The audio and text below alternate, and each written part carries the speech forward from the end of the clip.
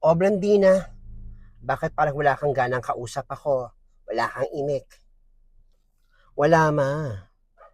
Iniisip ko lang si Aling Adelpha.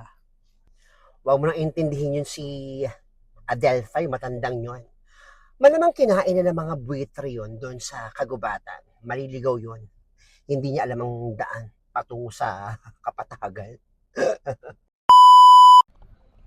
Alam mo ma, dapat pumunta tayo dun eh. Ipakita natin na nakikiramay tayo, nakikisimpatiya sa pagkawala ng nanay ni Peter. Alam mo, tama ka, Blandina. No? Punta nga tayo dun kay Nena. Ipakita natin na nalulungkot tayo at nasasad tayo sa pagkawala ng kanilang ina. Sa pagkawala ni Adelpha. Nang sa ganon, hindi tayo panghinalaan na tayo may kagagawan sa pagkamatay sa pagkawala ng matandang. Galingan mo umati ha, mag-iiyak ka. Kunyari, labis kang saktan sa pagkawala ng nanay ng dati mong kinakasamang si Peter. Oo ma, gagalingan ko sa pag-iyak sa pag-arte. Nang sa ganon naman tayo halata.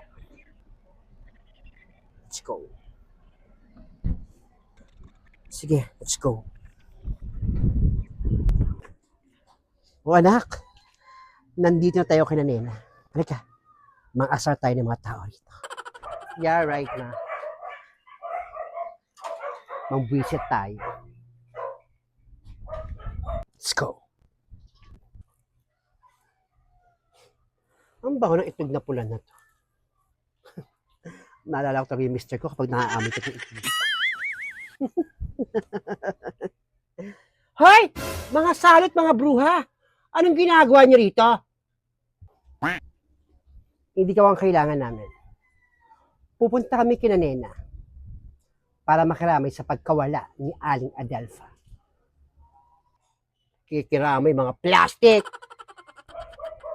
Ma, huwag natin kausapin yan. Hindi naman sila ang pinunta natin dito. Tama ka, anak.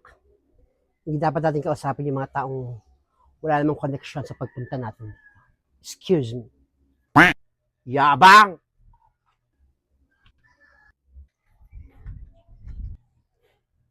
Yabang ng Blandina nyo, pati yung bruhang ginagawa lang dito. Kikiramay. Mga plastikada. Mga kriminal! Alay ka na, Blandina. Nandito pa kayo? Kayo itong mga nagpakidnap kay Aling Adelpha? May ebidensya ka ba, Feli? Na kami ang siyang nagpa-kidnap kay Aling Adelpha. Sa ngayon wala akong ebidensya. Pero ramdam ko na kayo ang umugag sa amin. Kayo ang siyang kumuha kay Aling Adelpha.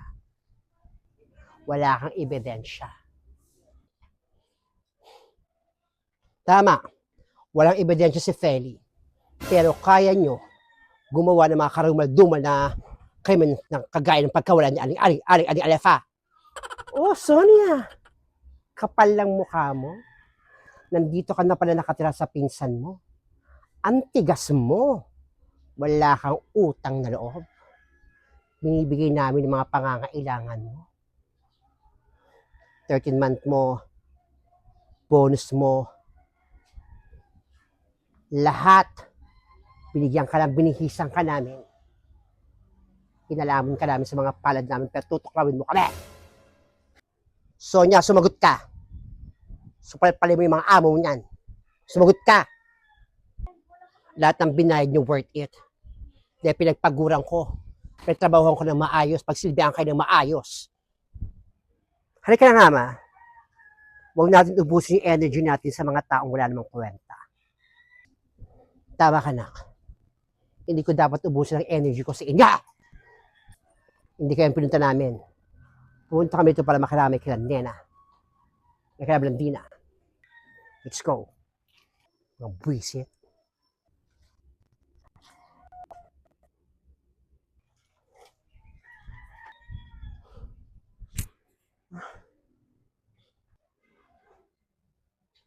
Tao po. Tao po. Hello? Hello? Sino ba yun?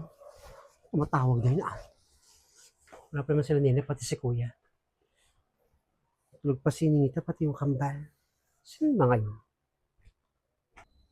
Bakit parang walang tao? Parang wala nga tao, ma. Sino ba yan? Francia? O Francia, kamusta? Ginagawa niyo rito? Pumunta kami rito para makiramay, Francia. Hindi mo ba kami papapasukin? Wag na. Huwag na kayong pumasok. Hindi ko naman bahay, huwag ko pa kayo papapasukin. Tama ang anak ko si Blandina. Nagpunta kami rito para makiramay. Then nabalitaan namin na wala na. O pumanaw na ang nanay mong si Adelpha.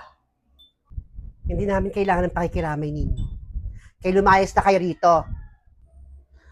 O sige, kung ayaw mo yung pakikiramay namin, hayaan mong tulungan ko kayo. Bigyan mo sa akin yung Gcash nyo. O Gcash mo. Magsisend ako ng 3 milyon. Nang sa ganun maibsan yung kalungkutan nyo sa pagkawala ng nanay mo. Send nyo na yung pera nyo. Isaksak nyo sa baga ninyo. Ah! Blandina! Tinatanggihan niya yung tulong natin. Tama nga, ma. Tanggapin mo na, Francia. 3 milyon din yon. Kami na nga itong nakatulong, nagmamalaki ka pa. Huwag ka magmalaki, Francia. Ultimo nga panty, wala kang pambili, magmamalaki mo pa kami. Pwes, kung ayaw nyo, diwag! Ito kayo pipilitin. Si Nena nandiyan. Kay Nena ko lang bibigay. Nena! Nena! Huwag nga kayo maingay dito. Wala si Nena. Kasama ni Kuya. Umalis sila, may pinuntahan silang dalawa. Kaya umalis na kayo dito. Blandina? Umalis doon si Peter, pati si Nena. Saan nagpunta? Saan naman nagpunta? Naman. Wala akong pakalam kung magkasama si Nena pati si Peter. Maldita ka. Aray ka na nga, ma. Nag-aaksilan tayo ng oras sa babaeng to. Kala mo kung sino. Aray ka na, Blandina. Umalis na tayo dito. Masyado mapagmalaki. Isang kahit isang tuka lang naman. Alis na! Oo, alis na! Kaya ma, let's go. Let's go.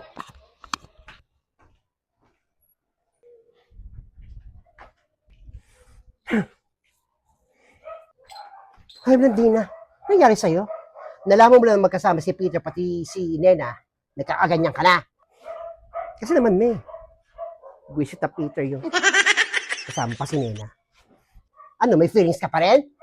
Hindi ka nakaka-move on sa pangit na lalaki nyo? Oo naman, ma. Kahit pa paano naging asawa ko naman si Peter. Ewan ko sa'yo. Diyan ka na nga, ma. Una na ako dun sa kotse. Nagbabatip ako. O, sige na. Mauna ka dun sa kotse. Babaeng to. Ano kaya gusto niya dun sa lalaking yun? Mukha namang tuhod.